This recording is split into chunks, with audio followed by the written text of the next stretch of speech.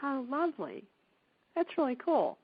And so is that kind of the biggest emphasis that you have is building community and, helping veterans? Is that what you're really, what Gold Dog is doing these days?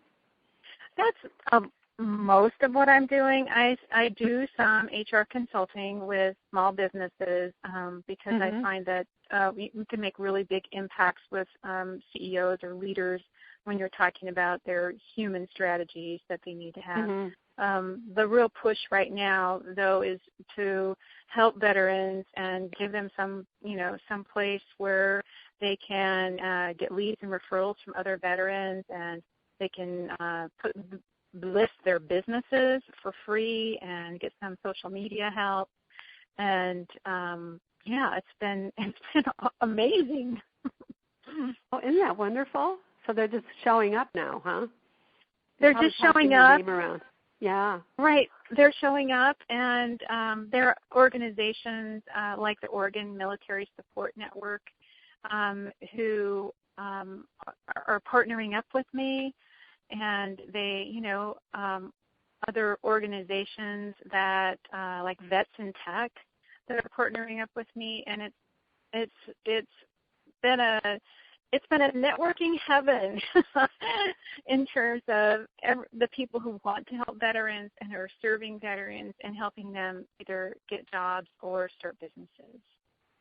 So you've not only got a great cause, because that's such an important thing to do, after we've been at war one way or another for over 10 years, and all these very brave, fabulous people have served and, done such a good job. So you not only have a good cause, but you've got what in the parlance of solopreneurship and the secrets of being a successful solo is to create a niche, okay?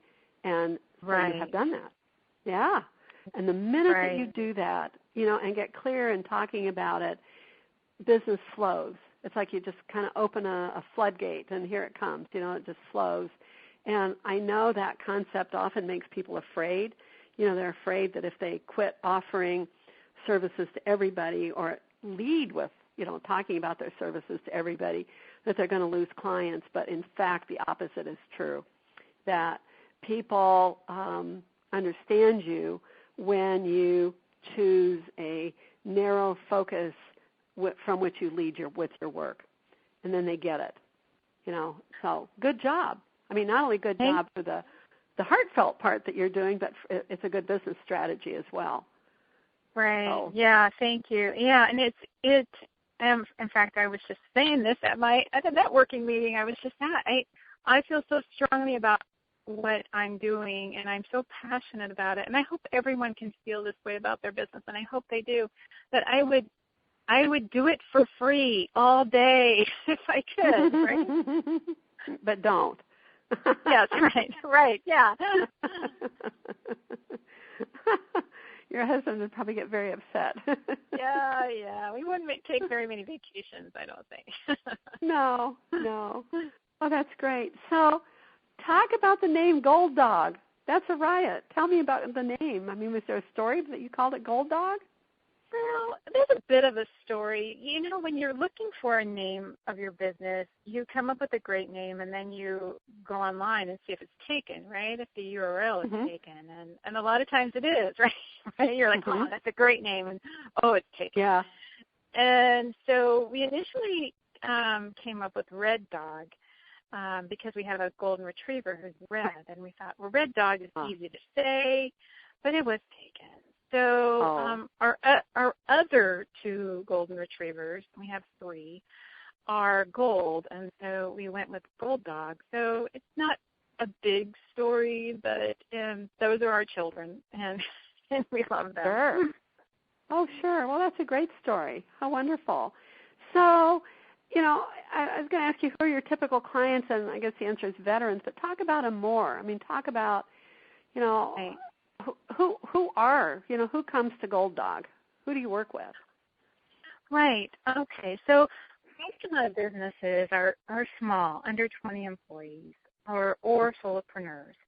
And a lot of them are probably in the first 5 years of business.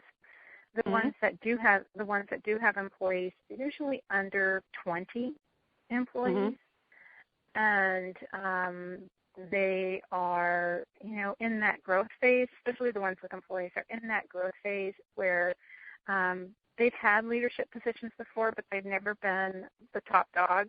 Like, this is my company. And so that's where a lot of my human resources skills come in handy in helping them with their working with their employees and working with a structure. Some businesses don't understand that you just can't have 12 people reporting to you. Yeah. And it can take a lot of time and energy. And so that's kind of my sweet spot is in somebody who's growing and looking to add employees and has done maybe a bit of planning, but not a great deal of planning. Yeah. So it sounds to me like you are, you offer them help with creating a plan, developing a strategic direction for where they're going, probably a lot of sound advice and community. Right, exactly. Yes. Yeah. That's perfect. So what do you think distinguishes Gold Dog from other coaching businesses? What's your real sweet spot? Well, there's so many great coaching businesses out there, and I think that what makes me different is that, one, I am a veteran. I know what it's like to make that transition from being a veteran to civilian, and I also know what it's like to make that transition from being an employee to an entrepreneur.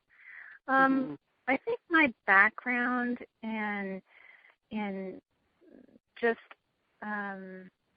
dropping out of high school and learning things the hard way, and not taking the easy route has made me well equipped to help or advise or coach people through issues that might come up. And I think also my varied background in human resources is very helpful for a lot of people. I've worked in private, public, and nonprofit. Oh, I'm sure it is. I'm sure that's very helpful to a lot of people. Oh, that's really cool. I'm laughing at the part where you said you never take the easy route. I had breakfast the other day with my older son, and his wife said, "Was he always this way, that he never does things the easy way?" And he laughed, and he said, "I remember that I was growing up, and I went into the bathroom one morning, and my mother had left me a note that said something about, 'Here's Stuart, I always take the hard way to get where I want to go.'" And his wife said, "Yeah, well, he's still that way." He said, "Well, I am." He is, by the way, a very successful entrepreneur. Oh, good. So probably very interesting to talk to. Oh, yes, very much, very much.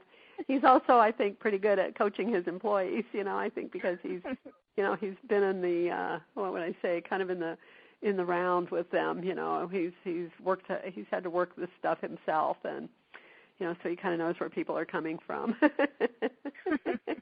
It sounds familiar. As I say, I laughed when you said that, Cindy. It's kind of funny. So, when you are working with the veterans, you do that in military family-owned businesses. Is that right?